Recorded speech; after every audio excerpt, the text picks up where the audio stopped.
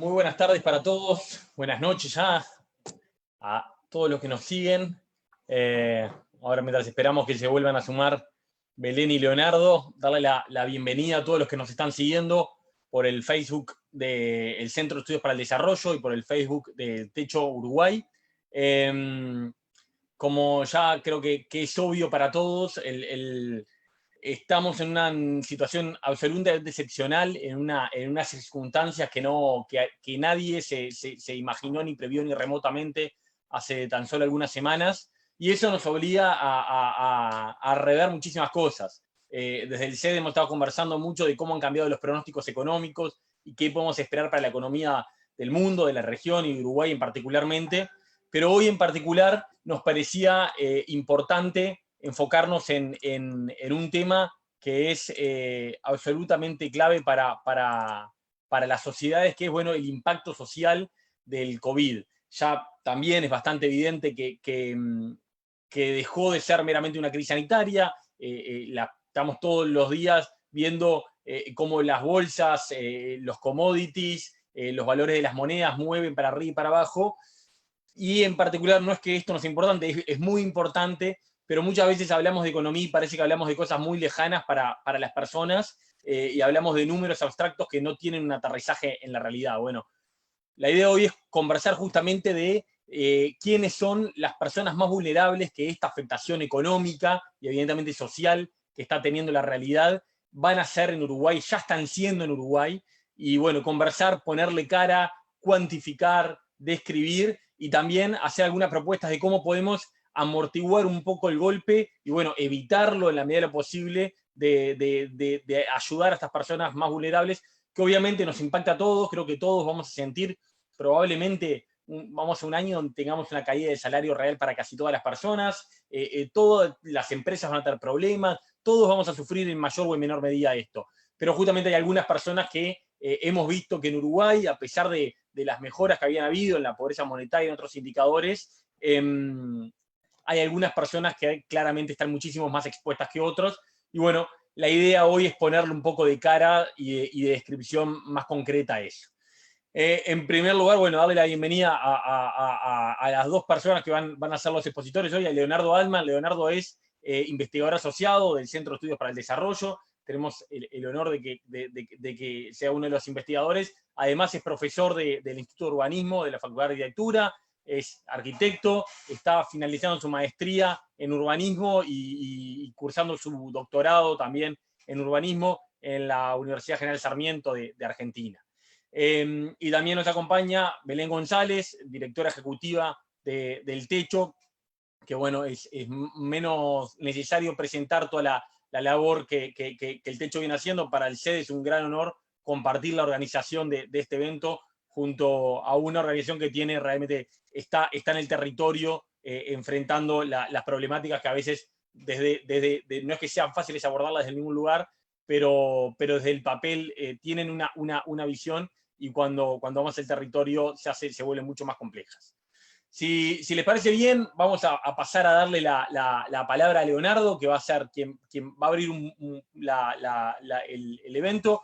Leonardo nos va a presentar una investigación, un informe que hicimos desde el CEDI, que vamos allá, después del evento, va a quedar colgado en nuestras redes sociales y lo vamos a hacer público, que bueno, nos va a contar más, pero trata de cuantificar un poco a partir de la encuesta continua de hogares del 2019, la población que ya era altamente vulnerable en 2019, que no era pobre, que estaba apenas por encima de la línea de pobreza, pero que presentaba un grado de vulnerabilidad muy alto, y que bueno, que ya con el contexto y lo rápido que ha cambiado todo en lo que pasó durante el mes de marzo y abril, es probable que buena parte de esta población que era no pobre en 2019 ya se encuentre en una situación distinta. La idea es un poco ver un poco qué ya nos decían la encuesta continua de hogares sobre esta población. Así que le doy el paso a Leonardo y después vamos a poder seguir compartiendo. Justo, bueno, creo que Leonardo tuvo algún tema que se nos desconectó justo. Creo que, a ver, le pregunto qué le pasó, creo que le erró el teclazo de lo que le tocaba hacer. Pero bueno, mientras Leonardo se reconecta, contarles un poco más de qué se trata esto. Es un informe que se titula, bueno, igual que este evento, desafíos para la integración social ante la crisis del COVID, y que lo que trata es de echar un poco de luz y de información sobre los potenciales más afectados en este contexto. Voy a ver qué me está... Ahí ya tenemos a Leonardo de vuelta. Leonardo, ¿tenemos de vuelta? Sí, acá estoy. Bueno, bien. ¿Ahora sí? Ahora sí, todo tuyo. Dale, gracias. A ver, un segundito. Disculpen la demora. Bueno, buenas tardes. La idea ahora es contarles un poco esto que está, primero antes que nada, bueno, saludo a Agustín, a Belén y a quienes estén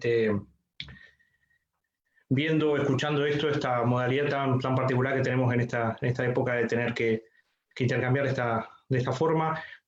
Les voy a hacer esta presentación, un tema que estuvimos trabajando sobre justamente los desafíos para la integración social en la crisis del COVID y entender un poco cómo son los hogares uruguayos que están más expuestos en este contexto. ¿Cómo llega la sociedad uruguaya a la crisis sanitaria de COVID-19 en términos de integración social? ¿Y cómo son los hogares más vulnerables en este contexto? De alguna forma, lo que comentaba Agustín recién, la caída de la economía mundial vinculada al COVID-19 está en proceso, son derivaciones aún emergentes, inciertas, y en ese sentido nos planteamos explorar las características de los hogares uruguayos cuyos ingresos apenas superan la línea de pobreza. Es decir, quiénes son los uruguayos más vulnerables en términos monetarios, que son los que ante la mengua de la actividad económica, de la caída de los ingresos, pasarían a engrosar las estadísticas oficiales en términos de pobreza medida por ingresos. Lo que planteamos es una recorrida con una caracterización sociodemográfica con énfasis en el empleo del conjunto de hogares no pobres por ingresos, pero cuyos ingresos del hogar están entre la línea de pobreza y un 25% más de la misma, de acuerdo a la última encuesta continua de hogares del INE, es decir, el año 2019, cerraba a diciembre. Y bueno, ahí tendremos entonces quiénes en los datos 2019 eran los hogares que estaban en ese rango de ingresos, entre la línea de pobreza y un cuarto más de la línea de pobreza. ¿Qué antecedentes tenemos de esto? Con el CED venimos trabajando con Agustín en una línea de indagación sobre la integración social y lo que denominamos la nueva pobreza urbana. Hace ya un par de años hemos realizado un par de informes y hemos apreciado cómo Uruguay post-dictadura ha sido una sociedad con una creciente mejora en el nivel de ingresos, pero donde persisten unas brechas socioculturales importantes en educación, empleo, convivencia y seguridad pública, que de alguna manera afectan el bienestar y la integración social. Y bueno, que este proceso ha sido particularmente evidente tras la salida de la crisis del 2002.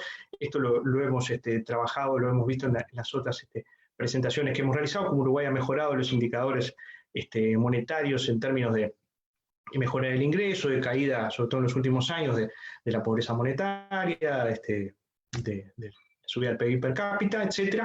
Pero también los problemas de convivencia y seguridad pública, este estudio que realizamos hace ya casi 2 años, pero que tuvo bastante repercusión sobre la cuestión de vincular las condiciones de vida con la convivencia y la seguridad pública en Montevideo. Pero bueno, o sea, tenemos una trayectoria de estos últimos años del CED de mirar las cuestiones de integración social, de mirar los procesos de fragmentación y de exclusión, y nos parecía interesante como aporte a este contexto de la crisis sanitaria y de la crisis económica y social que genera el coronavirus, de poner el foco en estas derivaciones desde el punto de vista social. Entonces, ¿a qué situación llegamos? a que la pobreza medida por ingresos, como ven, en el año 2019, tuvo un aumento en relación al año anterior y al 2017 también, y se ubicó en el 8%, casi 9% de las personas y casi 6% de los hogares. ¿Qué significa esto? Repasamos rápidamente. Un hogar pobre para las estadísticas oficiales es un hogar en donde el ingreso corriente, es decir, los ingresos de asalariados o por trabajo por la cuenta de los integrantes del hogar, más el valor locativo, es decir, si la vivienda se la prestan o si la tienen propiedad, todo eso junto, es menor a una línea de pobreza determinada a partir de la canasta básica de alimentos y no alimentaria y según la cantidad de integrantes del hogar. Es decir, la condición de pobres de un hogar refiere a los ingresos de ese propio hogar, pero también a las relaciones de las distintas canastas, básica, alimentaria y no alimentaria, que tienen definiciones distintas según los lugares del país, Montevideo, interior urbano, interior rural. Entonces, la línea de pobreza, de alguna forma, cada hogar tiene su línea de pobreza en función de su cantidad de integrantes, de su ubicación geográfica. De sus ingresos, obviamente. Entonces, de acuerdo a las estimaciones del INE y al valor de las canastas básicas, los umbrales de pobreza para el 2019 son esos que vemos ahí para los distintos tamaños de hogar, para los distintos estratos geográficos. Es decir, dicho esto, lo que es importante señalar es que nos basamos en los datos y la metodología de las estadísticas oficiales. Es decir, son la propia base de datos que el INE hace pública, por suerte tenemos un sistema estadístico transparente, robusto en Uruguay, y confiable, que nos permite bajarnos las bases de datos que son públicas, de la encuesta continua de hogares, y procesarlas, y en este caso identificando a estos hogares cuyos ingresos están entre la línea de pobreza y 1,25 de la línea de pobreza.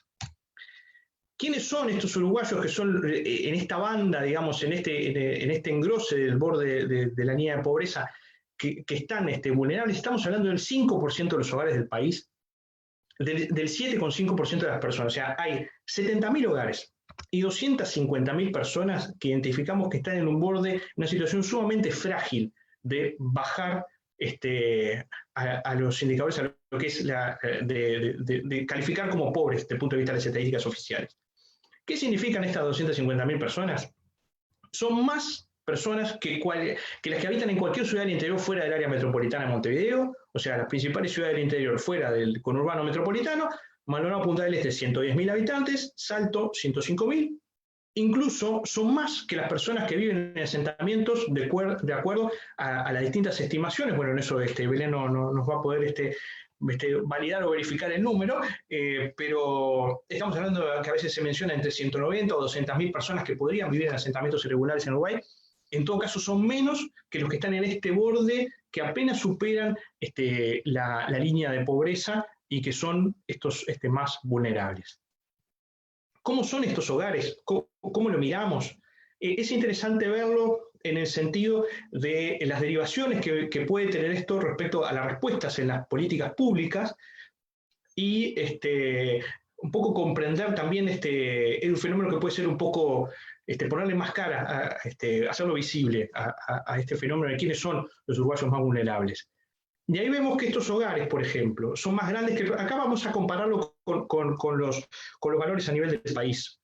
O sea, básicamente presentamos una serie de indicadores para el hogar y para el jefe de hogar, comparando el valor nacional con el valor de este grupo, de esta corte, digamos, de hogares cuyos ingresos están entre la línea de pobreza y un 25% más. Son hogares más grandes. El promedio de hogares del país, apenas 3 personas, un poquito más. Hogares en esta franja de 1 a 1,25, 3,83. Son hogares cuya tenencia de la vivienda hay una preeminencia de una tenencia precaria respecto a lo que es los valores a nivel nacional, es decir, hay mucho más ocupantes, hay menos propietarios. La cuestión, fíjense, los ocupantes, es decir, la persona a la que le prestan la casa para vivir, a nivel del país son 20%, en esta franja son 32%. Los propietarios de la vivienda o de la vivienda y del terreno, estén pagándola o no, en el caso del total del país son 58% prácticamente, en el caso de este grupo son 42%. Ahí vamos acumulando información o vamos acumulando un perfil de datos, por ejemplo, cuál es el tipo de hogar, cómo es la composición. Vemos que respecto a los grandes grupos, de alguna forma en que la demografía suele trabajar estos temas, es decir, hogares unipersonales, parejas con hijos, parejas sin hijos, hogares monoparentales, un solo padre viviendo con los hijos, extendido, viviendo con otro pariente, compuesto, viviendo con otro no pariente. Ahí lo que vemos es que esta franja tiene un peso relativo importantísimo de las parejas con hijos con respecto a los valores del país, un descenso enorme de lo que son hogares sin hijos, es decir, tanto los unipersonales como las parejas sin hijos. Hay una mayor cantidad relativa de, un peso relativo mayor de los hogares con parientes o con no parientes del hogar nuclear, de la pareja con hijos. Ahí incluye pareja con hijos, pueden ser de ambos o de alguno de los dos. Otro elemento más, la jefatura del hogar en tema de género. A nivel del país, la mayor parte de los hogares son de jefatura masculina. Bueno, en este caso, la mayor parte de estos hogares de este grupo son de jefatura femenina. Cuando vemos el jefe de hogar, la tasa de desocupación del jefe de hogar, atención, estamos hablando no de todo este grupo, sino específicamente del jefe de hogar como la persona, digamos, que suele ser el principal perceptor de ingreso del hogar, que suele ser el referente del hogar para la familia. En este caso, más que duplica a la tasa de desocupación de los jefes de hogar de todo el país. Los jefes de hogar de todo el país tienen una tasa de desocupación de menos del 5%, los jefes de hogar de esta franja tienen una tasa de desocupación de casi el 10%. A su vez, siempre mirando al jefe de hogar, en su empleo principal, en el que le da mayores ingresos, la mitad de los jefes de hogar no aporta a la seguridad social, cuando a nivel del país es un 24%. Este número ha sido manejado recientemente, se ha hablado de los 400.000 empleos informales, etc. Hay un descenso de la cantidad, hay un proceso de formalización del empleo importante en Uruguay en los últimos 15 años, pero también todavía hay un respaldo, una cantidad importante de empleos informales. Y acá vemos cómo se concentra una parte, es decir, en términos relativos, la mitad de los jefes de hogar de esta franja no aporta a la seguridad social por su empleo principal. ¿Y cómo es ese trabajo principal en estas grandes categorías que también plantea el INE? Es decir, lo que plantea los indicadores del mercado de trabajo. En este grupo de hogares con ingresos entre 1 y 1,25 en la línea de pobreza, tenemos menos asalariados públicos, por ejemplo, muchísimos menos. En el total del país son 20% de los jefes de hogar, casi 17 y pico. En esta franja son menos del 6%. El cuentapropismo, o sea, las personas que vienen a servicios, que trabajan por la cuenta, en sus diversos grupos, con o sin inversión, o miembros no remunerados, es decir, un ayudante honorario del hogar del cuentapropista. Los grupos vinculados al cuentapropismo llegan casi al 40% de los jefes de hogar, cuando en el resto de los jefes de hogar del país supera apenas la cuarta parte. Entonces, ¿qué nos dice todo esta primera mirada sobre este grupo? Que los hogares, esos de la franja 1 a 1,25, la línea de pobreza, tienen características que los ubican en primera línea de vulnerabilidad socioeconómica en un contexto de retracción y en aspectos que superan su nivel de ingresos, es decir, son cuestiones estructurales. Si bien de acuerdo a las mediciones de pobreza, este grupo de hogares no es pobre, la mitad de sus jefes de hogar tienen empleos informales, 4 de cada 10 tienen ocupaciones elementales o poco calificadas, 4 de cada 10 son cuentapropistas, su tasa de desempleo duplica la nacional. Esta fragilidad de acceso al mercado de trabajo de la seguridad social, salud, seguro de desempleo, son claves en este contexto. A su vez son hogares más grandes y más jóvenes que el promedio del país, destacando la presencia de menores de edad, y que a su vez tienen una tendencia precaria, una mayor tendencia precaria de la vivienda. Hay un elemento importante acá para manejar, que es, acá me faltó insertarlo, que era lo de los tipos de empleo, que era el 40%, más del 40% de los jefes de hogar de estos hogares tienen empleos que llamamos ocupaciones elementales, de acuerdo a los codificadores de actividad. Son peones, limpiadores, empleadas domésticas, bueno, distintos tipos de servicios y de empleos por la cuenta, no calificados. Y bueno, entonces, ¿qué nos dice para cerrar, para abrir el debate un poco sobre estos hogares en primera línea de la vulnerabilidad? De entender que más que una línea de pobreza en este caso, hay que comprender este proceso en torno a los niveles de ingreso como un borde. Es una franja que tiene espesor y porosidad, es decir, es muy permeable a todos estos procesos, estos vaivenes económicos, que de alguna manera por estos tipos de empleo, sobre todo de los jefes de hogar, por esta composición del hogar, etcétera, tienen, digamos, cuestiones de suben o bajan de ese umbral. Ahí lo importante es ver que cuando hacíamos un pequeño comparativo con los hogares que, por ejemplo, están 0,75 en la línea pobreza, es decir, los que entraron pero como pobres pero por poquito, encontramos estos mismos procesos, pero digamos mucho más amplificados, es decir, más jefes de hogar desocupados, más informalidad en el empleo principal de jefe de hogar, más desocupación, más hogares con menores, y ahí sí, en esos ya abajo de la línea de pobreza, los que están por poquito pero dentro, ya aparece sí un sesgo que no aparece en este otro grupo, que es un mayor peso relativo de Montevideo. Es decir, la cuestión del núcleo duro de la pobreza uruguaya monetaria como un fenómeno metropolitano. En definitiva, cerrando esta presentación, los fenómenos de falta de bienestar y carencia en las condiciones de vida son multidimensionales y complejos, es decir, acá estamos mirando una parte de todo esto.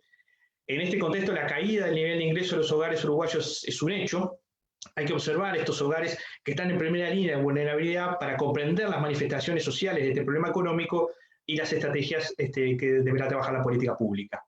Es un estudio exploratorio que trata de poner en valor, comprender que ese umbral para definición de pobreza monetaria funciona como un borde con espesor y porosidad. Eso era lo que tenía para compartirles hoy. Creo que un comentario sobre esto, no puedo evitar, digamos, un sesgo, llamémosle profesional, que es pensar un poco en las dimensiones espaciales y en las dimensiones más territoriales de todo este proceso, que eso Belén seguramente va a poder desarrollarlo más con el trabajo que hace Techo del territorio y las cuestiones que están trabajando, pero sí como entender que muchas de estas consecuencias que se ven en las afectaciones de la cotidianidad también van a repercutir mucho en lo que es los procesos urbanos y los procesos de distanciamiento y de aislamiento que se están llevando a cabo como medidas paliativas y como medidas para enfrentar la crisis sanitaria, también en los distintos territorios caen de distinta forma. Es decir, lo que estábamos apreciando, es decir, si le incorporamos la cuestión, bueno, decíamos, de aspectos de materialidad de la vivienda o de acceso a infraestructura y servicios vinculada al acceso a agua potable, al saneamiento, a lo que tiene que ver con bueno, es decir, las grandes líneas de alguna forma en las que se promueve un distanciamiento o un aislamiento en estos términos, es decir, bueno, esponjar toda esta cuestión de la proximidad y la higiene. Entonces, ahí quienes tienen la cuestión de tener que estar más juntos y con más dificultad de acceso, con más dificultad para las cuestiones de infraestructura, van a ser también, van a estar vulnerables, van a estar en primera línea de riesgo, más allá de lo que decíamos de los niveles de ingresos, si están por arriba o por abajo de la línea de pobreza, lo mismo que con otras poblaciones de riesgo, como pueden ser los mayores de edad, etcétera, que acá en Uruguay, por ejemplo, tenemos las viviendas del BPS u otros procesos que más allá de los residenciales para adultos implican una concentración espacial de población de de riesgo. Así que encontrar de alguna forma este pequeño aporte en comprender estos hogares que están ahí en primera línea, de vulnerabilidad, entender estas características como parte de un apoyo para pensar las políticas y entender esta idea, bueno, de que más que una línea rígida, tenemos un borde, una franja donde pueden subir o bajar independientemente de si están por arriba o por abajo de esa línea que marca si sos pobre o no para las estadísticas. Hay una serie de carencias estructurales que afectan a este grupo y que de alguna manera condicionan sus estrategias de bienestar y de integración. Así que bueno, la seguimos. Gracias.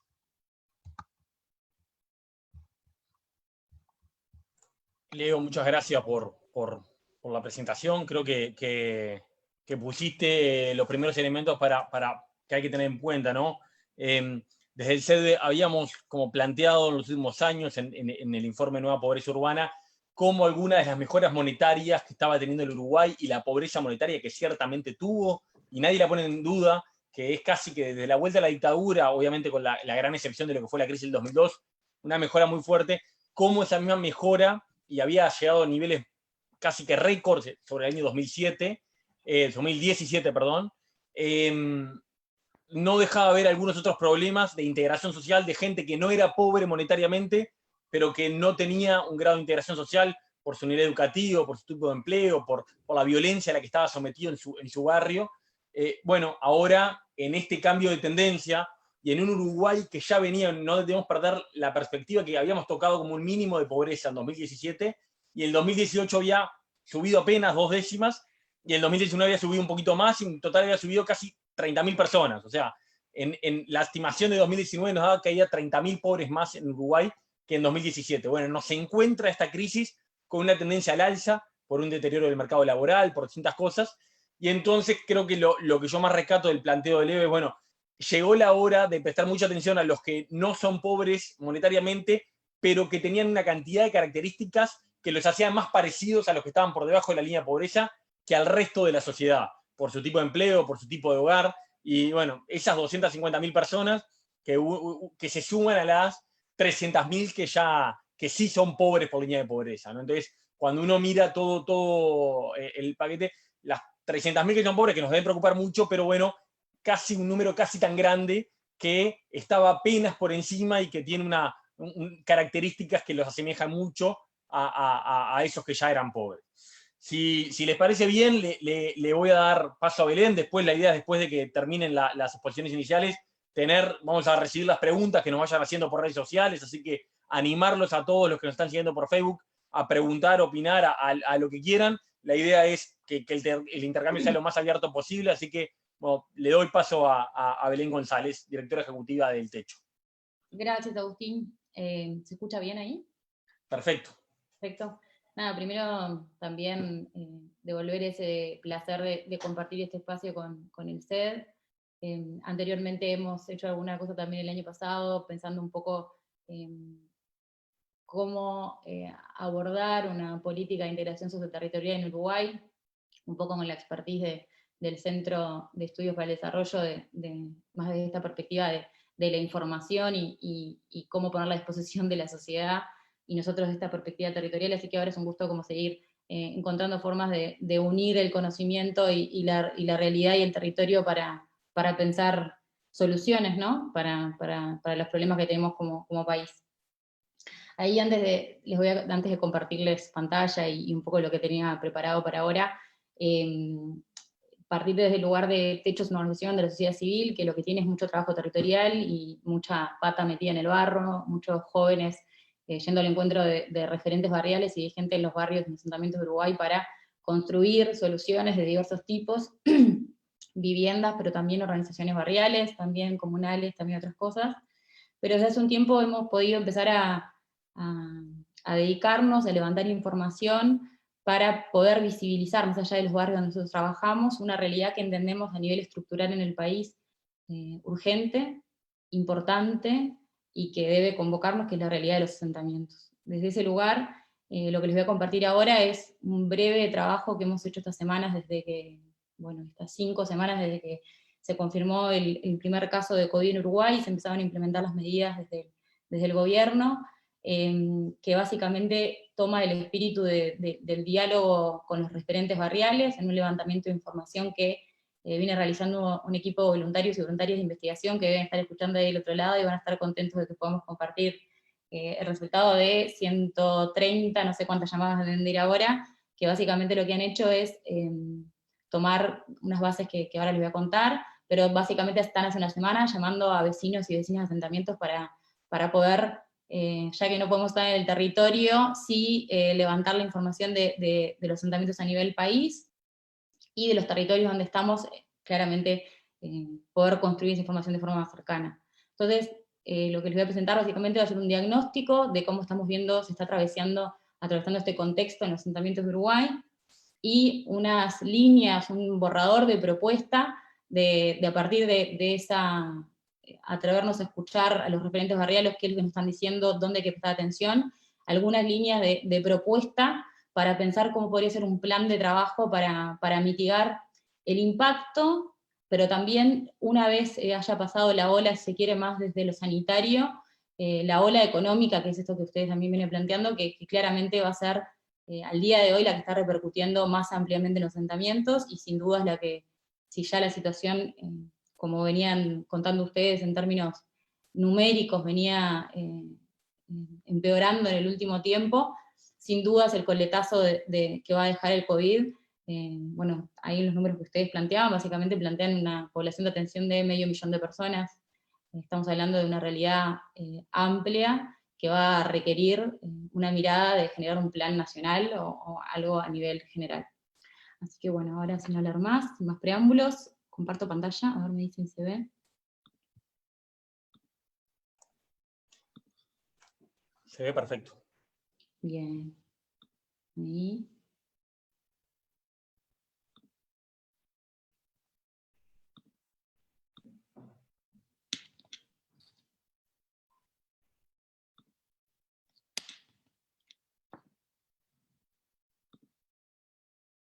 Un segundito y estoy. Voy a...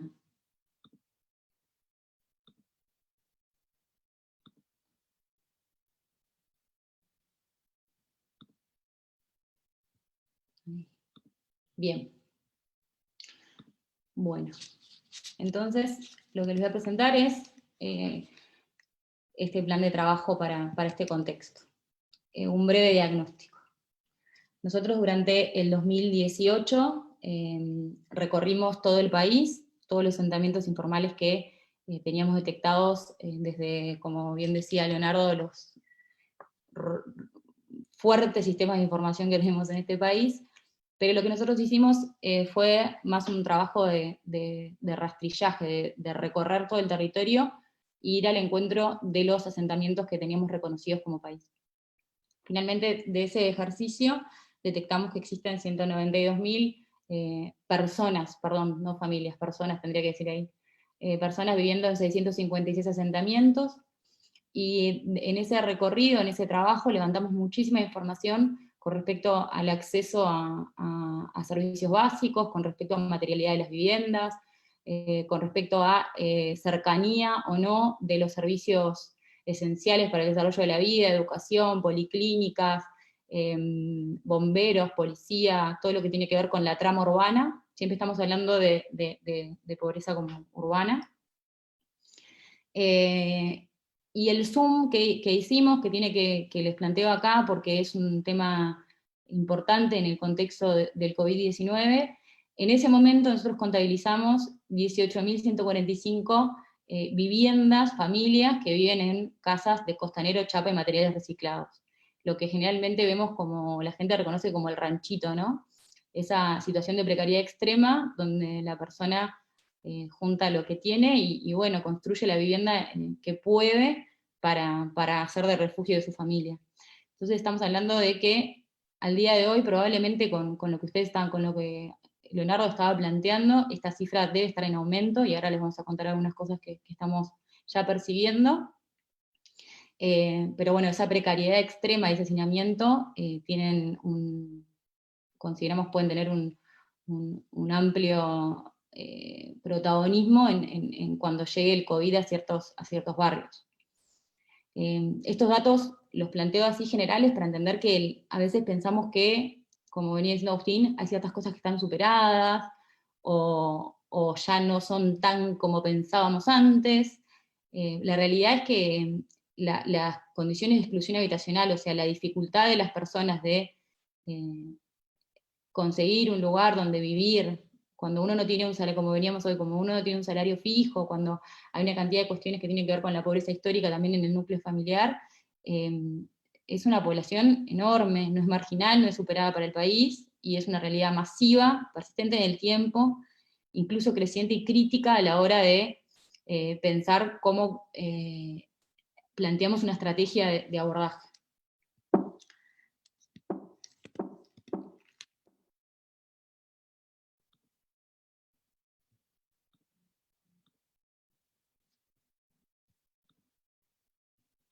Me cuesta pasar de página, a ver, ahí.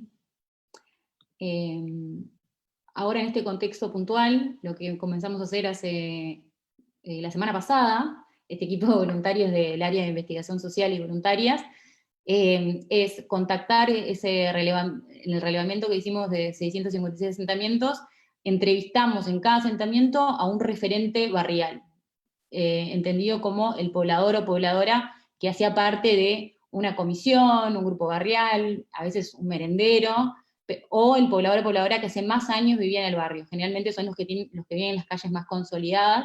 Y bueno, realizamos una entrevista en ese momento y al día de hoy contamos como con ese contacto establecido en el 2019. Los voluntarios del área de investigación lo que están haciendo ahora es un trabajo de llamar y realizar una entrevista telefónica a estos referentes que dialogamos anteriormente. Este es un trabajo que está desarrollándose ahora, por lo cual lo que les voy a contar y lo que les voy a compartir es el avance de hasta ahora, que bueno, suma ahí al día de hoy 127 entrevistas realizadas, y el objetivo es monitorear la evolución de las dimensiones de emergencia sanitaria, habitacional y alimentaria como resultado de la recesión económica en los barrios. A su vez, lo que buscamos es reconocer cómo están funcionando las organizaciones barriales. Un dato tremendo que nos dejó el relevamiento del 2018-2019 fue reconocer que en Uruguay 1 de cada 3 asentamientos tiene una organización barrial que trabaja buscando solucionar problemáticas. Al día de hoy lo que estamos viendo es una potenciación de esas organizaciones y creación de nuevas. Todos vimos fotos o sabemos de ollas barriales y cuestiones. Esas son estrategias solidarias que generan los vecinos y las vecinas para atender justamente la urgencia que están pasando sus propios vecinos. Así que bueno, les voy a compartir un poquito este levantamiento de información con lo que buscamos reflejar la urgencia que sabemos se está viviendo desde la semana 1 de la pandemia, porque claro, economías tan frágiles, ya a la primera semana de frenar un poco la economía se empezaron a notar. Acá les comparto algunas de las preguntas que me parece relevante para comprender la situación. Acá les hacemos una pregunta a cada referente que es: en el 2018 nosotros contabilizamos X cantidad de viviendas en su barrio, si puede estimar que el barrio ha tenido un crecimiento en cantidad de viviendas, un descenso, o que sea la misma cantidad de viviendas. De los 126 referentes que entrevistamos con esta pregunta, 59 responden que hay más viviendas en el barrio. Esto es lo que después vemos como resultado de asentamientos que crecen en su territorio, ¿no? O sea, más familias que de alguna forma no están pudiendo acceder de otra forma a vivir en la ciudad formal y terminan armándose una casita en un barrio. Eso es como es medir un pulso, lo que estamos haciendo es medir un pulso de cómo esta pandemia y las medidas que de alguna forma tienen un impacto económico empiezan a tener impacto dramático y rápido en las poblaciones que son más vulnerables a estos coletazos. Después, ¿cuántas familias se estiman actualmente se encuentran sin ingresos para asegurar las 3 comidas? Acá básicamente el referente lo que hace es identificar esas zonas del barrio, esas casas, esas familias que conoce, que saben que al día de hoy, si no comen en la olla del barrio, no comen. Si no les llega una canasta de asistencia por algún lado, tampoco. Entonces, este dato, como les pedimos especial cuidado, porque como les contaba, es una información que está, lo que hicimos ahora fue sacar del Excel algunos puntos para compartirles en esta instancia, pero está en proceso y sabemos que es mucho más de estas 3.074 familias. Pero lo que llamamos la atención es que estamos hablando de una situación que no puede esperar. O sea, hay por lo menos 3.000 y muchísimas más familias que al día de hoy no pueden asegurar la comida para su familia. Estamos hablando de una emergencia alimentaria que en este contexto ya empieza a dispararse en los distintos barrios y periferias de Uruguay. A eso le consultamos si existe una olla, un merendero o algo que esté atendiendo esta situación, y ahí en 58 de 126 entrevistas, los referentes nos contestan que sí. Esto demuestra esto que venimos viendo desde hace mucho tiempo, que es ante las situaciones más límite, la gente se organiza y encuentra la forma de ayudar y ayudarse, de la forma de que todos los vecinos del barrio puedan salir un poquito adelante. Entonces, ante esta emergencia alimentaria que detectamos, ya sabemos que las ollas y los merenderos son los que están atendiendo en la primera línea. Ahí eso no es menor, porque a veces cuando pensamos la cadena de políticas públicas, o la cadena también de implementación de asistencia de la sociedad civil, pensamos que esta es la cadena de actores. El último actor en esta cadena es el organizador de esa olla, es el referente barrial, que es el centro neurálgico y es la primera línea de atención en los asentamientos. Ahí también le consultábamos por una cuestión que es relevante en este contexto, que es la formalización de la conexión de energía eléctrica. Ahí de los 127 que les consultamos esto, 31 nos comentan que continúa siendo irregular de cuando nosotros fuimos al día de hoy. Continúa siendo irregular el acceso al servicio. También vemos que muchos dicen que antes era irregular y ahora se regularizó, lo cual es una muy buena noticia. Probablemente también haya mezclas de algunos vecinos que no se acuerdan si fue en el 2018 o 2017 que se regularizó, y respondieron que se regularizó desde que nosotros fuimos en el 2018, pero la realidad que igualmente es una buena noticia que se vean avances en ese sentido, pero hay que poner el ojo en que continúan habiendo una cantidad de asentamientos, que son mucho más de estos 31, que son la respuesta de 127 referentes, que tienen el acceso al agua irregular. A su vez, le preguntamos si consideraban que los vecinos tenían los recursos, los medios, para garantizar las medidas de asepsia recomendadas. Lavarse las manos cada vez que vuelven del exterior, comprar hipoclorito o alcohol para desinfectar, y obviamente si agotaban los recursos económicos para hacerlo. De 123 que nos respondieron esta pregunta, 67 nos dicen que no. Entonces ahí hay un bache enorme en los que estamos tomando como medidas de protección ante el COVID. Hay una población que no puede comprar estos productos, no puede acceder a ellos para tomar las medidas de asepsia que estamos todo el tiempo escuchando en todos lados que todos tenemos que tomar. Entonces hay un tema de la garantía de ese derecho del cuidado, y también hay un tema de cómo me golpea a mí saber que hay una pandemia, saber que hay una situación sanitaria para cuidarse, y yo no tener la capacidad de adquirir esos productos o garantizarlos para mi familia, ¿no?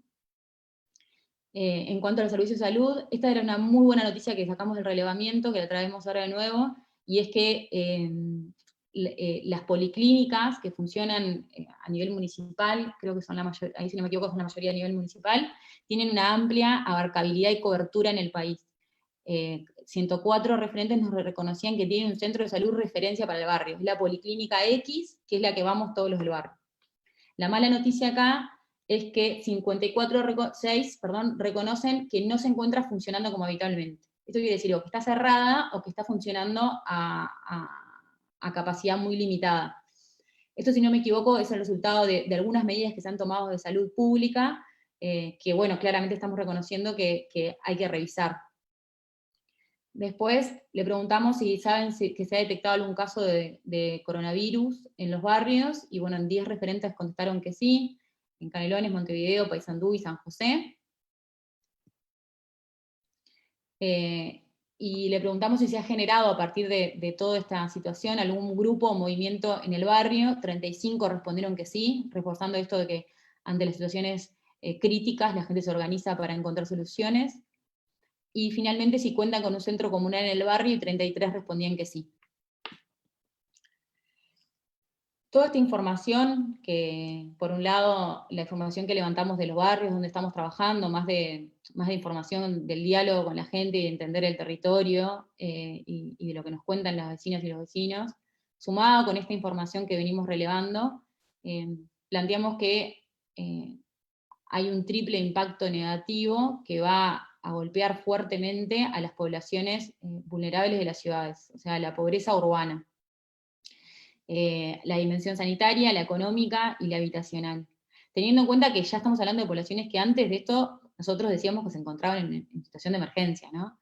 O sea, estamos hablando de emergencia sobre emergencia. En la dimensión sanitaria, básicamente todo lo que estamos haciendo como país y el resto de los países tiene que ver con el cuidado del no colapso del sistema de salud. Entendemos que en los asentamientos hay una mayor probabilidad de contagio y una menor probabilidad de atención, más en la medida que los policlínicos sigan a media máquina. Esto conlleva consecuencias relacionadas con la enfermedad de COVID, pero también sobre otras enfermedades que al día de hoy no están dando asistencia. Uno debe haber escuchado en varios medios, distintos actores de la salud pública y también los curados de los barrios, hay consultas que tienen que ver con el cuidado sexual y reproductivo, con el monitoreo de los niños de menos de 3 años, una cantidad de cuestiones que son elementales para ciertas poblaciones y que al día de hoy están funcionando o a media máquina o en algunas policlínicas ni siquiera. Entonces, bueno, ahí destacar que el 33% de los asentamientos tiene conexión irregular al agua potable, esto a nivel país, lo que habíamos relevado en 2018, ahora podemos contrastar un poco más, pero para el nivel país, y el 85% no tiene conexión de saneamiento, y esto no debe haber variado mucho. Entonces estamos hablando de emergencia sobre emergencia sanitaria. En la dimensión económica, ya los barrios donde trabajamos están sufriendo la merma, y esto lo sabemos todos, porque no hace falta pisar tanto territorio para entender que el trabajador informal, la trabajadora informal, le cuesta mucho sostener más de una semana sin generar ingresos diarios. Ahí nosotros, en los asentamientos donde nosotros trabajamos, este es un dato de los asentamientos donde nosotros trabajamos, el 48% de los trabajadores y trabajadoras son trabajadores en condiciones de informalidad. O sea, son gente que el día de hoy no está pudiendo generar ingresos seguramente. Y claramente, esto que también decía hace un rato Leonardo, que tiene que ver con lo que ya sabemos, que la infantilización y la feminización de la pobreza en Uruguay. El 67% son de las cabezas de los hogares en los asentamientos donde trabajamos son mujeres, y el 49% de los pobladores tienen menos de 20 años. Estamos hablando de niños y jóvenes. En la dimensión habitacional, esto que decíamos hoy, ¿no? 18.145 familias viven en casas de chapa, costanero y materiales reciclados, y en los barrios donde nosotros trabajamos, el 53% se encuentra en hacinamiento medio crítico. Esto quiere decir más de 4 personas compartiendo la misma habitación. Ante las medidas de protección del contagio que se han propuesto, que se basan esencialmente en el aislamiento social y en la higiene, es imposible cumplir cuando uno vive en esta precariedad habitacional, en esta condición de hacinamiento y ante esta precariedad laboral. Ante esta triple dimensión de impacto negativo, le pusimos un nombre que se llama la trampa social del COVID, que tiene que ver no solamente con el impacto sanitario, pero sí con el impacto social y económico para las poblaciones que se encontraban sociohabitacionalmente precarizadas. Entonces tenemos una población a la derecha que tiene alta vulnerabilidad socioeconómica, que tiene altos niveles de hacinamiento y precariedad habitacional, que está en una trama que está segregada, por lo cual tiene precarias condiciones habitacionales, imposibilidad de parar de trabajar, y le implica, le resulta impracticable, ahí en vez de cuarentena tendría que decir aislamiento, pero le resulta impracticable el aislamiento social, básicamente. Y por otro lado tenemos decisiones a nivel país, que va en el cuidado de la atención a los servicios de salud y en las medidas preventivas de la sociedad, de la población en general. La atención de los servicios de salud apuesta a cuidar el desborde del sistema de salud. Pero bueno, tenemos esta población que a su vez no puede dejar no puede aislarse socialmente, que a su vez es propensa a enfermedades. Nosotros hemos levantado información sobre enfermedades respiratorias en asentamientos y es altísima. Así que entendemos que acá existe una relación donde la imposibilidad de practicar el aislamiento de la mano con el posible desborde del sistema de salud se potencian mutuamente, y acá es donde hay que poner un poco el ojo. Entonces ahí, como lo que planteamos es a su vez la necesidad de comprender el contexto del COVID y el impacto que va a tener en los asentamientos de estas 3 dimensiones de forma integral. No podemos separar cada dimensión y de alguna forma terminar no teniendo la eficacia necesaria en estos territorios y con estas poblaciones. Ahí un poco continuando la línea de pensamiento de la estrategia para de alguna forma enfrentar esta trampa social del COVID, apuntamos como 4 objetivos: ampliar la cobertura de la asistencia social a la población viviendo en asentamientos, y acá de nuevo reforzamos esto con lo que plantea el CED, esta, si se quiere, franja porosa, probablemente resulte en más población viviendo en asentamientos. Entonces se entiende que el día de hoy estamos hablando de que necesitamos una atención a 200.000 personas y quizás más, probablemente a partir de los siguientes meses. Así que el objetivo es ver como país, no estoy hablando acá como techo, estoy hablando como propuesta al país, al gobierno, ampliar la cobertura de asistencia social a la población viviendo en asentamientos, mitigar los impactos negativos del aislamiento en dicha población y concientizar e incentivar en los barrios las medidas preventivas. Esto finalmente deriva en el 4º objetivo, que es contribuir a descongestionar el sistema de salud como estrategia de cuidado de todas y todos los que vivimos o no dentro de los asentamientos. Y ahí, como es necesario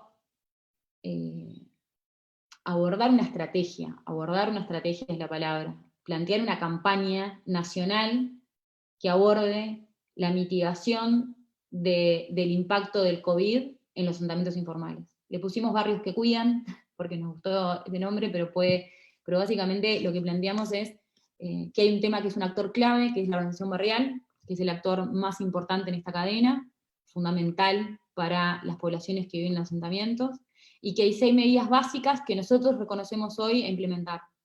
Una es la atención primaria en salud, depositar de alguna forma o reactivar estas policlínicas, pero garantizar que haya un filtro de derivación que descongestione el sistema de salud central y que atienda las problemáticas de la salud más cotidianas de la población que vive en asentamientos. Esto hay que tenerlo en cuenta porque en un asentamiento que está en una situación de pobreza extrema, la persona no tiene dinero para comprarse el pasaje de ómnibus para ir y venir al sistema de salud central, al hospital.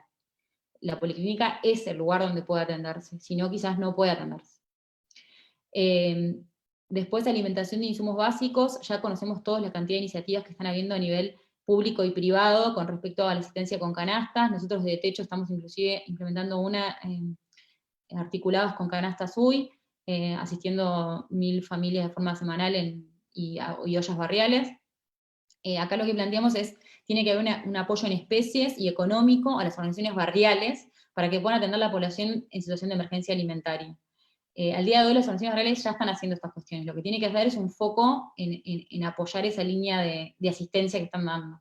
Asistir con canastas alimentarias, pero también con una partida económica que complemente los esfuerzos de asistencia. Que sea directamente utilizada para cuestiones de elementos de limpieza, comprar alimentos, gas para cocinar, pues están cocinando a fuego, y varias cuestiones que haga que su asistencia no sea tan precaria, ¿no? Invertir en esa asistencia que se está dando el día de hoy. En términos prácticos podemos pensar en algo así como una TUS comunitaria. Eso implica, a su vez, al inyectar algo de dinero en esas organizaciones barriales, que de alguna forma circule algo de dinero en los barrios para apalear la depresión económica. El tercer punto es infraestructura barrial. La condición de acceso a servicios básicos, infraestructura, que es precaria, ya lo contamos un poquito antes. El contexto de pandemia lo que hace es limita el cuidado y agrava los niveles de contagio. Las organizaciones barriales operan hoy en espacios de alto riesgo, o sea, vamos a barrios donde son 5 vecinos que no tienen la posibilidad de acceder a los productos de asepsia que planteamos, ni tapaboca, ni nada de todo eso, que están cocinando en una olla, que la armaron alrededor de 4 chapas, y con eso le están dando de comer a 250 familias. No lo podemos permitir. Ahí es donde tenemos que invertir. Esa infraestructura barrial, estamos hablando de un comunal donde esos vecinos puedan cocinar bien, donde puedan tener las medidas de higiene necesarias y dar apoyo a sus vecinos de una forma más digna. Abordaje en situaciones de violencia, ya es ampliamente conocido que las medidas de aislamiento ponen en mayor riesgo a las víctimas de violencia.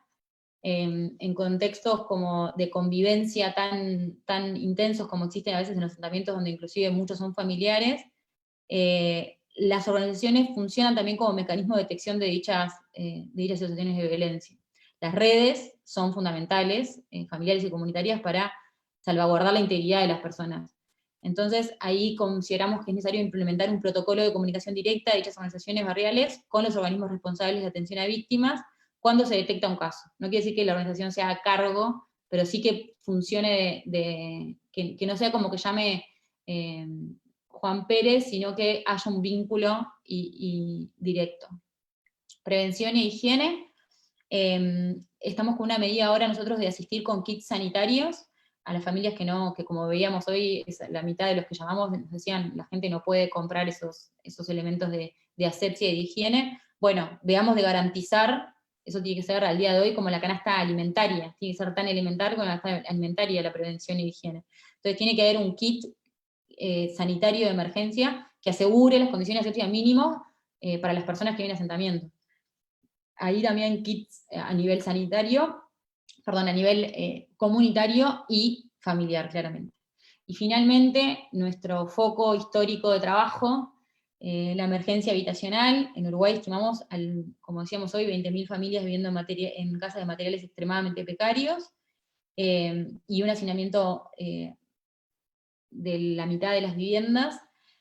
Tenemos que desarrollar un plan nacional de emergencia habitacional que pueda evitar una catástrofe realmente a nivel social y a nivel interno de las familias. Vivir en un contexto de aislamiento, en un contexto hacinado, sin acceso a garantizar tener dinero para poder sustentar en familia, genera una situación de estrés radical. Entonces hay que descongestionar las viviendas que están en situación de hacinamiento y asegurar un plan para las 20.000 familias que se encuentran en situación de emergencia habitacional. Ahí lo que planteamos es construir módulos de emergencia habitacional. Techo tiene toda una línea de trabajo hace muchos años, el año pasado empezamos a desarrollar un nuevo prototipo de vivienda que responde a cantidad de personas, así como territorios y demás, pero acá también es necesario como abarcar desde una mirada ministerial y general. ¿Cómo pensamos? Porque esto es una apuesta, una idea, ¿no? ¿Cómo pensamos que se podría implementar algo así? Al día de hoy reconocemos 3 sectores claves desde una mirada pública, que es el Ministerio de Vivienda, Desarrollo Social y Salud Pública, que de alguna forma, desde su expertise, desde su óptica, desde sus recursos, apalanquen una campaña, una estrategia nacional, que nosotros le pusimos Barrios que Cuidan, que ahí tiene que existir un órgano centralizador que pueda funcionar de articulador y de priorizador, más que nada también, ¿no? De ir priorizando los barrios, de ir priorizando el abordaje, de ir priorizando las medidas, de ir ordenando la estrategia en el tiempo, que en este contexto podría ser la SINAE, pero podría ser también capaz que una dirección particular para esto, pensando en justamente, estamos hablando de una población enorme, que de alguna forma trabaje articuladamente con intendencias, municipios, organizaciones de la sociedad civil, y acá pueden entrar quizás hasta iglesias o otros, quienes estén en el territorio articulando con organizaciones barriales, básicamente, sean quienes sean, para garantizar el abordaje de las organizaciones barriales. Básicamente, por ejemplo, nosotros de Techo trabajamos con 20 asentamientos en Montevideo. Esos 20 asentamientos en Montevideo podemos ayudar a las organizaciones barriales de esos 20 barrios a generar una priorización, a levantar información y demás, y armar un plan para cada uno de esos barrios. Eso imaginémoslo escalado a los 656 asentamientos de Uruguay. Finalmente, les quería compartir esto porque a veces cuando uno le dice organización barrial, interinstitucionalidad, múltiples, le parece que es como algo que no se puede hacer, pero en la realidad los hechos es parecido, se ve parecido algo de esto en una medida tan puntual. Nosotros hace un par de semanas empezamos a distribuir kits sanitarios de emergencia, o sea, un paquetito que trae alcohol y A ver. Ahí.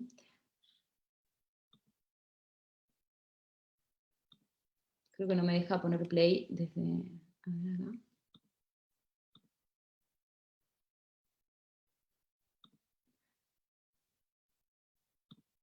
Ahí.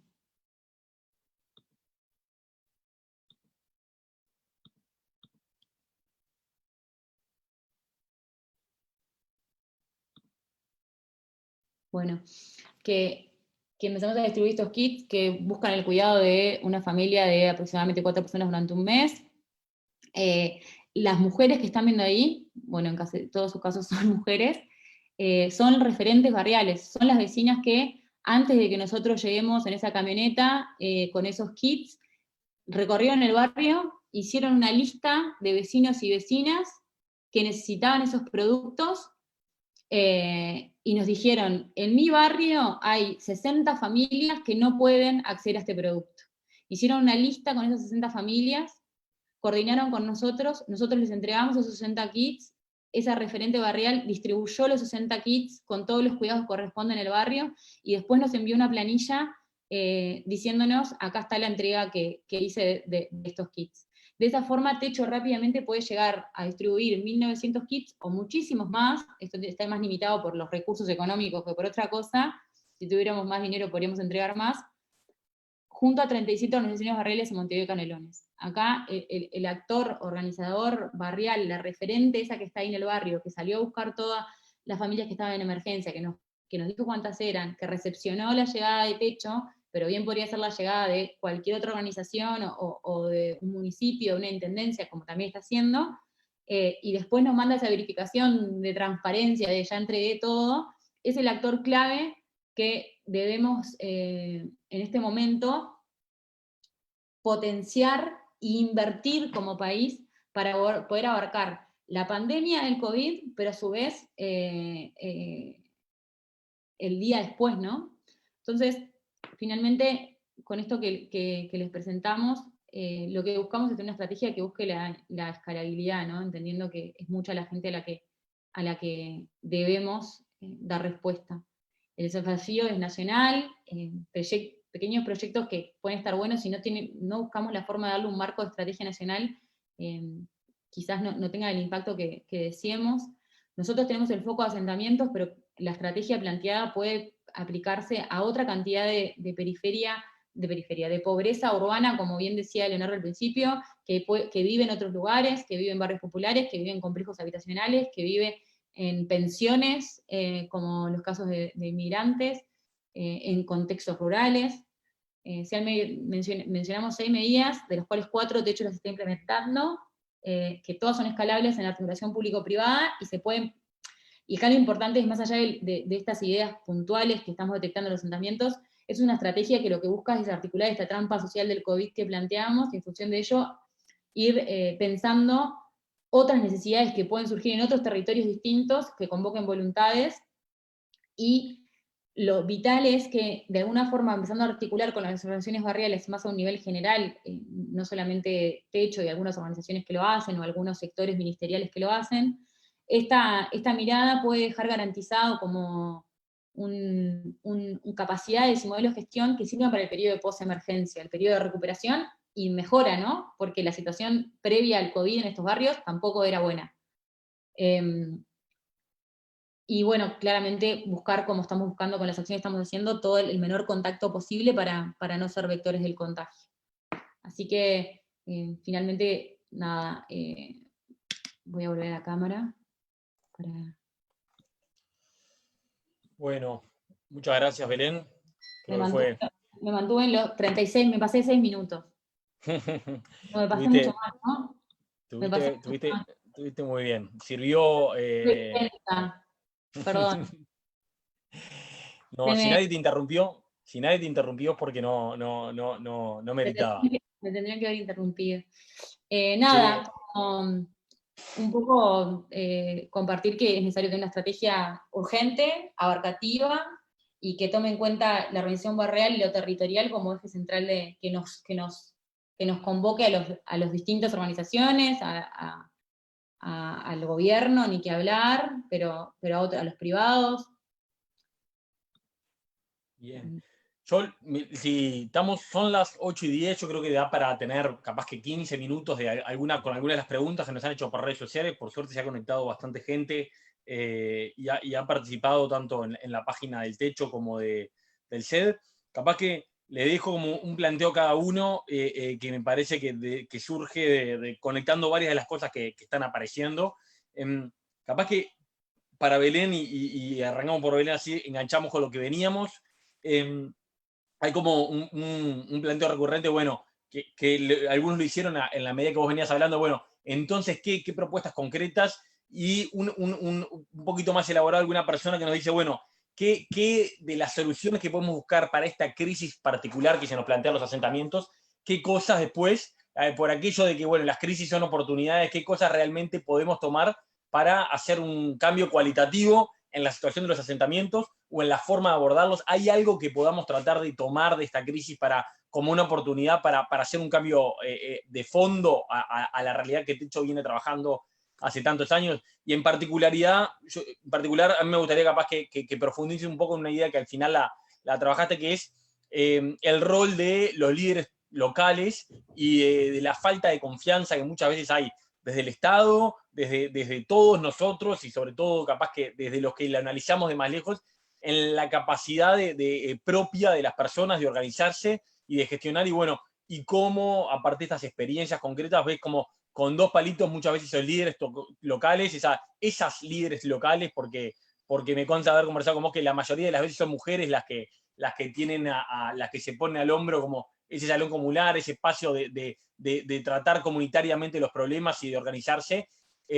¿Hasta dónde y hasta qué tipo de responsabilidad te parece que se pueden bajar ahí, y qué tipo de cosas están faltando para realmente confiar más en las personas y en las aptitudes y las capacidades de las propias personas de abordar su tema? Y para Leo, surgió algún planteo de parte de, bueno, ¿por qué el 1.25? ¿Por qué el 0.75? Esas definiciones que siempre son arbitrarias, de dónde pongo la línea, y de las transferencias, el rol de las transferencias monetarias. Hay como una dualidad que aparece capaz que en el planteo que hemos hecho desde el CED anteriormente y que hoy complementamos con este nuevo informe.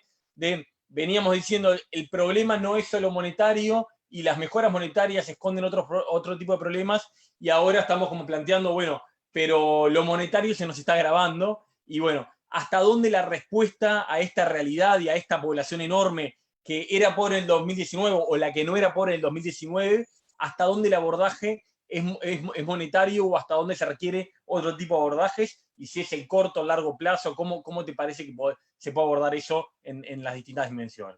Si te parece, arranca Belén para seguir enganchado con lo que veníamos y después vamos con Leo. Ahí, bien la pregunta, sí, está bueno como pensarlo en términos de el día después, ¿no? Que ahora ya no se dejó hablar del día después, pero empezó a hablar cómo vamos a transitar después de la emergencia sanitaria, la emergencia económica que va a continuar. La gran oportunidad es que el resto de la sociedad que no vivimos en los asentamientos, ahí están tomadores de decisiones, de decisión del ámbito público, del ámbito privado, todos entendamos que este actor, que es organización barrial, es un actor neurálgico. ¿Hasta dónde se puede, esto que decías, desligar ahí responsabilidad? No, la responsabilidad de garantizar derechos es del gobierno, de eso no se deslinda. Para eso tenemos un gobierno, para garantizar derechos y obligaciones de la población.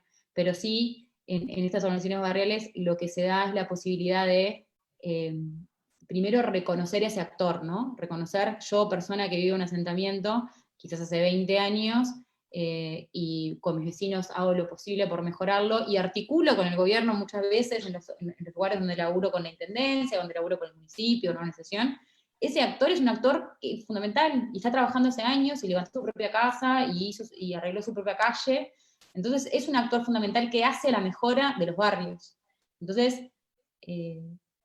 hay que reconocerlo hay que reconocerlo, aceptarlo y empezar a trabajar potenciando, no precarizar las organizaciones barriales, que es como trabajan el día de hoy, en un formato muy precario, comunales precarios, sin recursos, porque no destinamos ningún tipo de recursos, donde a veces aparecen y desaparecen al tiempo porque no tienen cómo sostener esos espacios, justamente porque al no tener recursos no pueden avanzar en trabajos en los barrios. Esto quizás a nosotros nos suene nuevo, pero en muchos países se implementa, inclusive en este momento en Argentina están viendo se están destinando fondos a trabajar sociedad civil, articulada sociedad civil, principalmente sociedad civil en Argentina porque tiene otro funcionamiento, acá decimos municipios, intendencias, porque más en el interior es muy cercana, ¿no? Ese actor, pero un convenio en el cual sociedad civil, la organización se va a sentar con cada barrio y va a elaborar un plan de acción con esa organización barrial, y va a priorizar, bueno, nosotros planteamos esos 6 puntos, pero si fuera una medida del gobierno, ¿qué oferta puede tener el gobierno de atención a ese territorio? Y a su vez, esto que nos pasa a nivel de país, que lo escuchamos todo el tiempo, ¿no? Que se pisan políticas o que se pisan actores territoriales en el mismo territorio atendiendo a la misma familia, si quiere, o a la misma comunidad, de diversas formas, y que no hay una información centralizada de eso. Bueno, acá lo que estamos planteando hay una forma de centralizar y de reconocer cuál es la trayectoria del impacto de las políticas en un territorio. Pero si empezamos a mirar la población en términos territoriales y no solamente de perfil, tenemos que entender que hay un asentamiento acá que tiene cierta comunidad, que tiene ciertos componentes que responden a una lógica en Rivera, puede ser con respecto a la frontera, en Montevideo urbano puede ser con respecto a la centralidad de la ciudad, diversas cuestiones, entender ese territorio y poder sentarnos a dialogar con ese actor que está del otro lado, que es la población, que no es un sujeto pasivo, que es un sujeto que está haciendo una cantidad de cosas. Entonces, esto es una decisión de reconocer e invertir en lo que la gente está haciendo, sin delegar responsabilidad. El gobierno es el responsable de garantizar derechos. Lo que pasa es que lo que estamos planteando es hay un actor ahí que hay que incluirlo en el proceso de construcción de las políticas. Y sin duda porque estamos hablando también de una capacidad de abarcar, ¿no? Entonces esto también suena una buena estrategia para poder abarcar a más población en este momento. Eso es como la gran oportunidad de la cuestión. Y creo que si atendemos la emergencia de una perspectiva que sea menos centralista y que tenga en cuenta estos actores, nos puede dejar una plataforma de trabajo, un cambio de lógica de trabajo que puede conglomerar esfuerzos que al día de hoy que los tiene el Ministerio de Vivienda desde su perspectiva, los tiene el Ministerio de Desarrollo Social desde su perspectiva, los tienen las organizaciones sociales, pero en realidad acá el actor central es la organización barrial, son esas personas que son las que finalmente viven y conviven con las políticas y las ideas y que implementamos, y pueden ayudarnos a monitorear de una forma territorial y con participación activa de la gente, ¿no? Acá hay un tema de derecho de autogestión, de derecho de autodeterminación sobre mi vida, ¿no? ¿Por qué ese vecino no puede decidir cosas con respecto al desarrollo de su barrio? A mí, no sé, pónganse en la situación de pensar, mañana llegan a tu casa y dicen, mirá, este edificio lo vamos a tirar, entonces vos vas a empezar a vivir acá enfrente, ¿por qué? Bueno, está bueno que eso también se instale en un sistema de diálogo, ¿no? Porque yo tengo derecho, vivo acá hace tantos años, el derecho no solamente se funda en el derecho a la propiedad, hay otros derechos también que tienen que ver con el desarrollo de mi vida, donde las organizaciones barriales, la gente que vive en los barrios tiene que tener una capacidad de incidencia sobre eso, y de diálogo, de entablar diálogo. La gente no es necia, ni busca soluciones de forma imposible a sus realidades, busca sentarse a la mesa, articular, y cuando eso sucede, cuando lo vemos en barrios donde las comisiones barriales funcionan muy bien, son los barrios que avanzan, porque logran ordenar al actor público, logran ordenar al actor de sociedad civil, logran llamarnos a nosotros, a los del Zunca y a la Intendencia tal día, juntarnos, porque les parece que hay que hacer esto en el barrio. Entonces, esa capacidad comunitaria, esa inteligencia comunitaria que se desarrolla, es un capital enorme para desarrollar en los asentamientos y en el país, ¿no? Como valores de los uruguayos y las uruguayas y las personas que vivimos en este territorio. Entonces ahí creo que hay una oportunidad enorme. Me parece hiper interesante y hasta le agregaría un componente económico de que muy probablemente para muchas acciones es mucho más eficiente.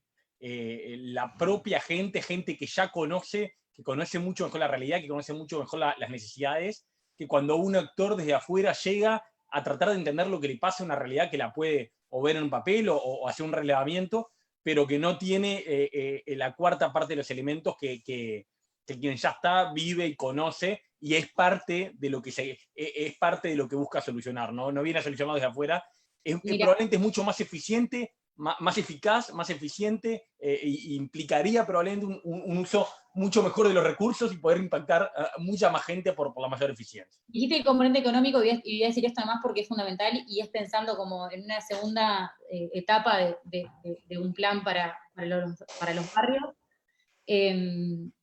En muchos países se implementan, y acá hemos tenido, creo que una lógica de cooperativa se aplica un poco más. Bueno, que los barrios conformen cooperativas para arreglar la calle, ¿no? Entonces generás trabajo dentro del barrio y generás movilización económica dentro del barrio. A su vez, hay otro caso que es en Argentina, la RENAVAP, que es el Registro Nacional de Barrios Populares, es un censo que se hizo de los barrios populares de Argentina, donde finalmente llegaron a detectar que 1 de cada 10 argentinos vive en un asentamiento. En Uruguay es 1 de cada 10 montevideanos, 1 de cada 6 artivenses, y está un poquito más de 1 de cada 10 uruguayos, pero es un número altísimo. Ese levantamiento de información lo hicieron muchas personas que viven en los barrios populares, que fueron entrenados para hacer ese relevamiento de información como encuestadores, y viajaban a otros barrios y levantaban información y fueron parte de la construcción de ese Registro Nacional de Barrios Populares, de ese censo. Entonces, claramente, la perspectiva económica en desarrollo, más que desarrollo económico, esto es como tener pequeñas iniciativas que generen recursos dentro del barrio, también hay que tomarlo en cuenta. Más allá de pensar un desarrollo económico como más grande, pero sí, esto que vos decís, el impacto económico que tiene contemplar ese actor, esa persona, parte del proceso de decisiones para que ese barrio mejore, genera un impacto económico en el barrio que puede escalarse. Gracias, Belén. Leo, no sé si después de todo esto te acordás la pregunta, pero dale nomás. Sí, me acuerdo la pregunta, con lo de fijar los umbrales. Bueno, todos los umbrales, mismo el umbral de la línea de pobreza, más allá de la rigurosidad metodológica, tienen un componente arbitrario, digamos. Son cuestiones que se terminan delimitando y que son instrumentales para el análisis. En este caso, a nosotros lo que nos interesaba era, bueno, ubicar un estamento, un borde, una franja de hogares, de pobladores uruguayos, a los que pudiéramos identificar que por los números fríos de la línea de pobreza no estaban como pobres para las estadísticas formales, pero que indudablemente por sus características, por sus condiciones de vida, es decir, corren un riesgo importante, y bueno, que eso de alguna forma, la forma de mirarlo era a través de jugar en la misma cancha de la pobreza por ingresos y de, bueno, subir un poquito el borde, digamos, transformarlo en un espacio más, como decíamos, poroso, permeable, entender que en esa franja sí están los que pueden subir y bajar de acuerdo a los vaivenes económicos. 25% de la línea de pobreza, la cuarta parte, es un número que de alguna forma sigue estando por debajo de los ingresos medios de los hogares, por ejemplo. En el caso, como decíamos, de si vive una persona sola, que eran para el 2019 13.000 pesos, estamos hablando de que le ponemos 3.000 pesos más. De alguna forma, ese como el ejemplo, ¿no? Si lo escalamos para los otros casos, ahí, digamos, estamos hablando de que son números que igual quedan sensiblemente por debajo de la... No son una primera línea muy fina, no es el 5% de la línea pobreza, no es el 1,05, sino que es un número un poco mayor que permite incorporar a determinada franja de población, pero que, bueno, son estudios exploratorios, un tanteo de cómo empezar también a entender que los procesos sociales y que lo que hay acá en juego no es solamente la definición arbitraria de una barrera de la línea de pobreza, de no entender la línea de pobreza como una barrera, sino entenderlo como una franja de población, es decir, que está al borde y donde se juega mucha cuestión de lo que es la integración social del país. La otra tenía que ver con lo de las transferencias. Ahí lo que lo hemos comentado, y vos, Agustín, lo has planteado en los videos de la economía en tiempo coronavirus. Digo, es una cuestión que se ha internacionalizado, transversalizado de alguna forma, como el Estado, en distintas modalidades, distintos países, distintas orientaciones políticas, tratan de apoyar estos procesos, reconociendo estas dinámicas de pobladores que ven menguadas sus fuentes de ingresos, sobre todo los trabajadores por servicio, los trabajadores por la cuenta, es decir, todo un sector que queda expuesto en términos de la red de protección social de los estados. Y bueno, ahí es una cuestión que en todos lugares se está más o menos teniendo en cuenta, hay distintos énfasis, distintos acentos, tiene que ver con los distintos territorios. Me parece, aprovechando la oportunidad que da Radio Sport como para los veteranos, un comentario sobre lo que decía Belén y que tiene que ver con esto como en nacionalizar el problema, entender las distintas dinámicas de acuerdo a los territorios del país. Creo que aunque somos un país chico, hay dinámicas que se dan en el área metropolitana, hay dinámicas que se dan en ciudades capitales departamentales, hay dinámicas que se dan en pequeñas localidades y en el entorno rural disperso. Todos esos territorios son escenario, producto y condicionan la vida social, responden de diferentes maneras a este contexto, y ahí un poco hay que develar cuáles son los actores y las clavijas que hay que pensar en este proceso. Me quedo con algo de lo que decía Belén también de tener esa estrategia solidaria a las poblaciones cuando la capacidad de gestión de la gente trata de ir a donde no puede la capacidad de la gestión de la burocracia, por tiempos, por lo que sea, es decir, esa necesidad de apuntalar los procesos locales. Creo que en este contexto es muy relevante, pensando en esas propias redes de protección social que se dan en la interna de los barrios a veces, y que se vincula también a las redes estatales. Así que creo que con eso no me había notado nada más. Bien. Sí, yo simplemente me tiento a comentar alguna cosa de lo que viene diciendo Leo. Me parece que cuando uno mira lo que son, para tener la magnitud, la línea de pobreza en un hogar de 4 personas de Montevideo, estamos hablando de un ingreso cercano a los 11.000 y algo de pesos por persona. Ponerle un 25% más, es decir, bueno, en vez de 11.000 le pido 14.000 pesos por persona. O sea, es poner un poquito más. En el caso del interior rural estamos hablando de 7.000, el interior urbano, perdón, 7.000 y algo, 8.000 pesos. Le estoy agregando un poquito más, poniéndome un poquito más exigente, y creo que lo más rico del trabajo no es ese número, sino el ver que si uno corta un poquito para abajo la línea de pobreza y la pone en 0,75, hay 90.000 personas que también, que capaz que con un poquito más de esfuerzo, con un poquito más de mejora económica, hubieran estado del otro lado, y hay 250.000 que están arriba, pero esas 340, 350.000 personas tienen características muy parecidas. Están al borde de la línea de pobreza, como Leo explicó, tienen empleos muy precarios, tienen jefatura de hogar muchas veces monoparental, tienen niños. Los pobres en Uruguay son hogares, en general, la pobreza en Uruguay son niños o son adultos viviendo con niños. Tiene una cantidad de características que los hace cualitativamente muy parecidos. No es que la medición de la pobreza esté mal, todo lo contrario. Claramente la pobreza bajó en este país en las últimas 2 décadas y es muy positivo, pero no dejar de darnos cuenta de que hay una población que puede haber traspasado, pero tiene otras vulnerabilidades.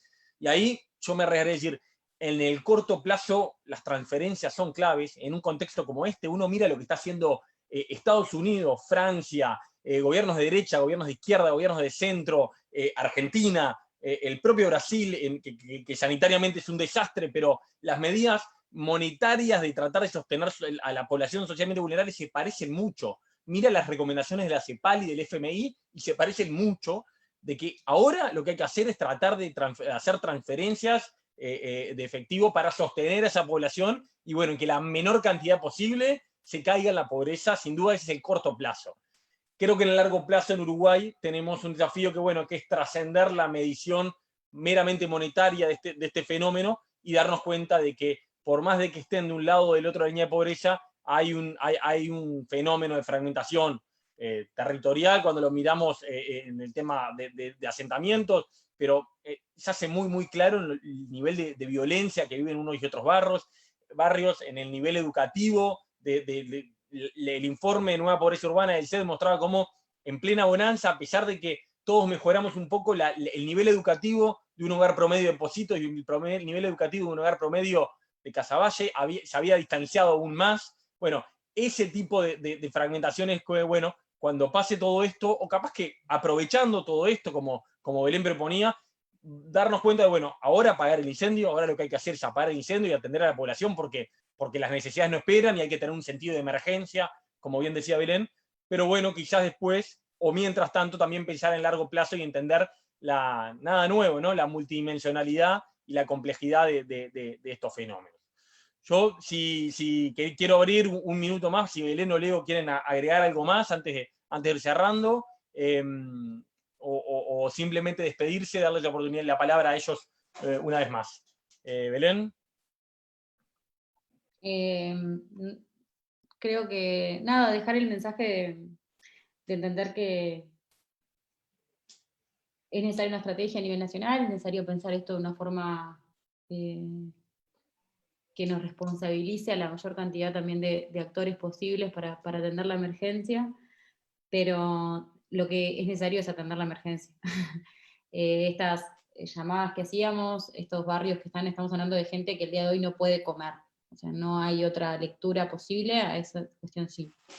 Gente que ya vivía en un ranchito, gente que no tiene la capacidad de comprarse las cuestiones de asepsia que estamos planteando como país, y de alguna forma reflexionar de que somos un país de 3 millones y algo de habitantes, que tenemos una democracia fuerte, que tenemos un país que tiene una historia importante, y más allá también que sea una oportunidad de demostrarnos la capacidad de invertir realmente en las poblaciones que hace años venimos excluyendo. Que sea una oportunidad de aterrizar realmente la inversión pública, privada, en los lugares donde es necesaria, y de trabajar colaborativamente desde distintos rincones, distintos colores, distintos lo que sea, pero quienes estén en el territorio trabajando. Porque mientras las cosas no llegan, mientras las cosas no pasan, hay generaciones y generaciones de personas que estamos dejando desancladas, perdidas de este país que compartimos, este territorio que compartimos, y hace años habíamos escrito, habíamos hecho un spot publicitario en realidad para Techo, para recaudar fondos, pero contando lo que veíamos en los barrios, y le contábamos cifras, esta es una cuenta, le contábamos cifras a vecinos de Uruguay, cifras del país, que Uruguay es de los países más igualitarios del continente, que tiene las mejores tasas de diversas cosas relacionadas con urbanismo, con educación, le contábamos, y los vecinos se reían, decían, no, sí, este dato es real, es de la CEPAL, es de la ONU, es un dato que se utilizan, lo citamos como país todo el tiempo en una cantidad de informes, decían, no, y se reían y no nos creían. Entonces, que sea una oportunidad para construir un Uruguay en el cual todos vivamos y todos podamos sentirnos orgullosos de compartir. Y que esa campaña termina diciendo, yo quiero vivir en Uruguay. Bueno, que las cifras que hoy nos llenen de orgullo y que realmente nos integren a todos y a todas. Eso. Gracias, Belén. Leo. Bueno, difícil hacer un comentario después de lo que decía Belén. Creo que esto de alguna forma echa en cara que este problema circunstancial no quita otras cuestiones, otros desafíos que tiene el país, que como decía Belén, son inerciales, son de largo plazo, requieren mucho esfuerzo del Estado y de las comunidades para poder revertirse y que, bueno, ante esta circunstancia, de alguna forma nos hace llamar la atención de vuelta sobre esos territorios postergados, relegados, y que también a su manera vivirán diferencialmente este proceso, y bueno, como sociedad de alguna manera nos interpela cómo podemos responder a eso, y sí, que de alguna forma nos termina redundando en que todos podamos sentir que somos parte del mismo proyecto colectivo, del mismo país. Creo que ese sentido es es un lindo mensaje por mucha de la solidaridad que se ha destacado en estos tiempos sobre una actuación responsable, esta idea del presidente de la libertad responsable y cómo de alguna manera el Uruguay ha afrontado esta crisis en muchas de sus dimensiones, también nos pueda llegar a lo que es también cómo llega a los sectores más postergados. Entonces creo que es una buena forma también de visibilizar, de poner en agenda nuevamente y bueno, de ver también qué podemos hacer cada uno desde nuestra situación para poder aportar eso. Creo que ahí en ese sentido hay que destacar el trabajo de Belén y digamos, en su nombre, de la gente de Techo y de otros actores que están en el territorio exponiéndose a las cuestiones sanitarias, poniéndole el cuerpo, digamos, poniéndole el hombro a todo este proceso en el territorio con la gente. Eso en este contexto vale muchísimo. Cuando algunos, cuando muchos salen o salimos al supermercado con mucho temor, digamos, hay gente que está en los barrios arriesgándose a todo este proceso y a apoyar en este contexto. Entonces creo que eso también hay que valorarlo, hay que ponerlo en el lugar que se merece. Gracias. Y gracias al CED por la oportunidad de alguna forma de poner este tema. Y bueno, seguiremos en estas vueltas. Bueno, muchas gracias a los dos por las valiosas palabras. Creo que sí, creo que cerrar con una nota optimista. Digo, Uruguay hizo cosas muy importantes en las últimas décadas que le permitió ganancias importantes de reducir la pobreza, de ser un país más abierto, más integrado. Nos quedaron algunos desafíos pendientes, pero tenemos una democracia fuerte, como decía Belén, una sociedad civil fuerte, como también hacíamos referencia. Tenemos virtudes que nos van a permitir, como en otras veces, si ordenamos bien las prioridades, ponemos las capacidades, los recursos y la voluntad política alineada, sin duda no hay por qué conformarse con menos de lo que se estaba planteando. Muchas gracias, Belén González, directora ejecutiva del Techo, por la participación, por los valiosísimos aportes y la información compartida, que es fruto del trabajo de tanta gente del Techo. Muchas gracias, Leonardo, investigador asociado del CED, por presentar el informe y por todo el trabajo que para seguir acumulando en esta línea de trabajo que hemos desarrollado en los últimos años. Y bueno, muchas gracias a todos por seguirnos. El informe, toda la información compartida va a quedar disponible en las redes sociales y en la página web.